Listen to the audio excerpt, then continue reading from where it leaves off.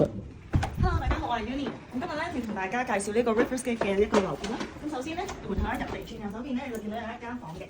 咁呢度咧望出去咧，其實陽光都非常之好啦，同埋佢每一間房咧都做咗呢一種咁樣嘅cushion 俾你啦，咁就坐喺度可以欣賞下呢一個景嘅。然後出到嚟就係一個廁所啦。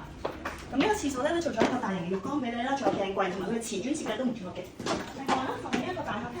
大客廳咧，大家都認得出啦，呢一個係一個 Soho House 嘅一個家私嘅設計啦。咁成個裝修都可以格調嘅，然後咧就隔離就係飯台位置，然後就到呢個 open kitchen 啦。open kitchen 咧佢都做咗一個 island 俾你啦。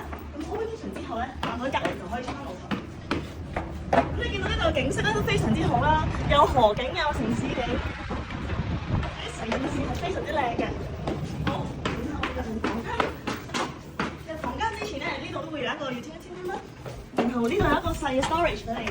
呢一度就係第二個房間啦。第二個房間咧都做咗一個雙人床嘅空間俾你，同埋咧露台嗰度一樣係做咗一個俾你放 cushion 可以坐喺度嘅位置嘅。然後就到 master room，master room 咧就比較大，你睇下非常之大嘅主人房啊！呢個係咁呢個景色咧都係非常之正啊！就係都係望到譚士河啦，望到呢一個嘅景色啦，望到城市景啦。